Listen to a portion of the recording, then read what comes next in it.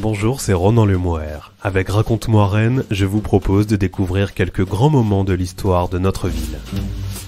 Connaissez-vous l'histoire de Pogan, l'inventeur du fast-food breton au XIXe siècle? Savez-vous comment le célèbre galetier rennais fit son beurre?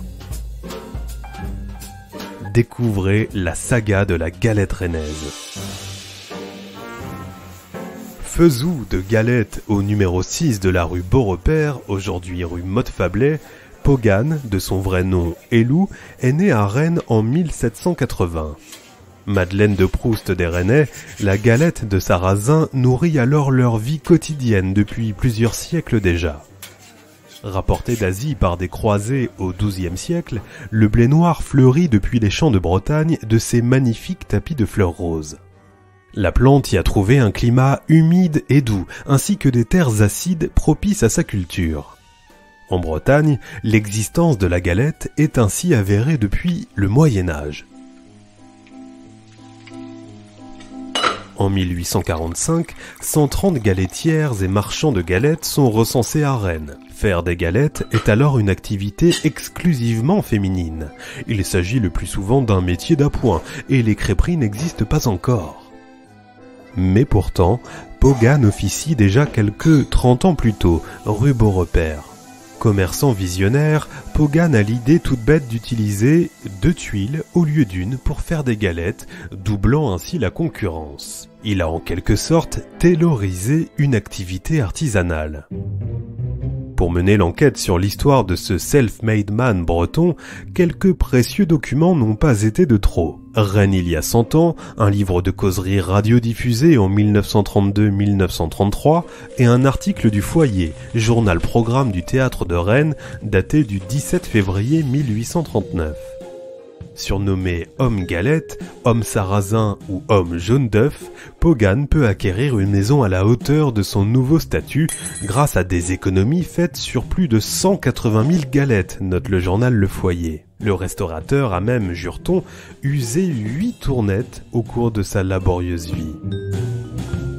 Peut-on le considérer comme l'inventeur du fast-food? Dans le livre 30 ans après de Louis Hamon, un témoignage glané en 1892 semble confirmer la géniale intuition du galettier et l'idée, certes un peu chauvine, que le précurseur du McDonald's est bien rennais. L'illustre Pogan faisait de la galette sur 2 tuiles à la fois, c'était merveilleux. Sa porte était journellement assiégée de badauds accourus en foule pour admirer sa dextérité. Les étudiants venaient se régaler chez lui, car il était installé de façon qu'on put manger et boire dans sa boutique.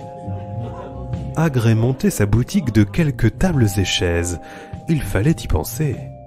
Parmi les clients assidus de Pogan, un poète de 20 ans et futur académicien nommé Lecomte de Lille. Brillant surtout par ses absences à la faculté de droit, le garçon offrit quelques vers parus dans le journal Le Foyer. Pogan, c'est tout dire, et dans le monde entier, jamais ne fut meilleur galettier. Le meilleur galettier du monde? Peut-être. Le plus malicieux? Sûrement. Car il y a exactement 2 siècles, au mois de septembre 1815, entre 3 et 4 000 Prussiens étaient cantonnés à Rennes avec leurs chevaux. Autant de bouches supplémentaires à nourrir dans une ville d'à peine 30 000 habitants. Malgré sa haine pour ses cavaliers, Pogan pouvait-il refuser de les servir? Business is business, et le journal Le Foyer précise que Pogan traita nos amis les ennemis en vrais cosaques. Il leur fait payer 20 sous chaque galette et leur sert du suif en guise de beurre. Du vol, oui, mais en roulant les Prussiens dans la farine, le galettier s'assura ainsi un début de prospérité. Signe que la success story de Pogan marqua durablement les esprits, la presse parlait encore de lui un siècle plus tard, continuant ainsi d'inspirer les poètes locaux. Christian Hamon, ancien employé aux archives municipales de Rennes et animateur d'un blog d'historiens, se souvient. Gamin, mon père s'exclamait régulièrement « Quel Poganou de Saint-Doux !» J'ai entendu cette expression qui signifie affectueusement un crassou jusque dans les années 1960. Mais pourquoi diable Pogan était-il en même temps synonyme de réussite sociale et de crasse? Soucieux de son rendement, le commerçant saisissait et retournait sa galette sur la tuile grasse avec ses 2 mains plutôt qu'un tourne-galette pour aller plus vite. Il devait les essuyer régulièrement sur son tablier, avec le résultat qu'on imagine. D'où son surnom de Pogan, du verbe poganer que l'on pourrait traduire par se salir. Quelques années plus tard, alors que Pogan est toujours en exercice, apparaîtra la fameuse galette saucisse. Nul ne sait qui a réellement inventé ce hot dog armoricain, mais le patron de la charcuterie auberge salle de réunion de la Robiquette, dont l'identité n'est pas connue avec certitude, peut-être s'agissait-il de Pogan, ne fut certainement pas le dernier. C'est même d'ailleurs son nom qui a inspiré à l'époque celui de la galette saucisse. Et oui, la galette saucisse ne s'est pas toujours appelée ainsi. Si le sandwich gallo fait aujourd'hui l'objet d'un acronyme, GSM pour galette saucisse moutarde, il était autrefois appelé Robiquette. Dès 1831, en tout cas, l'auberge de la Robiquette, située à la limite de la ville, fut l'objet d'une ode aux galettes, saucisses et boudins. Proche du canal, l'endroit était prisé par les associations sportives et par les sociétés qui organisaient leurs fêtes annuelles, généralement suivies d'un banquet.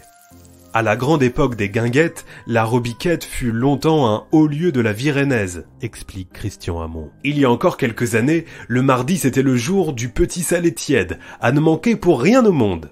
Et le vendredi, encore respecté aujourd'hui par bon nombre de Rennais, la tradition veut que l'on déguste des galettes ce jour maigre. Lorsque chacun avait absorbé une demi-douzaine de galettes, il était de coutume de se rassasier en cassant des œufs sur la pâte encore chaude. On enveloppait l'œuf dans la galette avec pour résultat un mets appelé pâté de bécherel.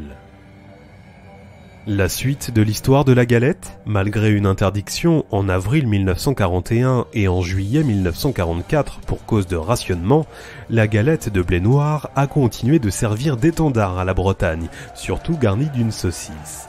Les supporters du Stade Rennais dédient même depuis 25 ans une chanson à ce plat emblématique. Et, depuis 1994, l'Association pour la sauvegarde de la galette saucisse bretonne, la SGSB, veille au grain et à sa promotion hors du département. Aussi sérieuse que potache, le cercle des poganeurs pas disparus compte 3500 membres qui doivent respecter 10 commandements et se faire photographier aux 4 coins du globe avec le t-shirt d'adhérent. Il y a eu la quête du Graal, puis celle du Grill. Dans les deux cas, il est question de légendaires chevaliers de la chose ronde, avec, en toile de fond, l'ombre réconfortante de Marie-Charles Helou, alias Pogan, self-made man breton. Pogan, ou l'histoire de la galette rennaise, un récit écrit par Jean-Baptiste Gandon. C'était Ronan Lemouer, à bientôt pour un nouvel épisode de Raconte-moi Rennes.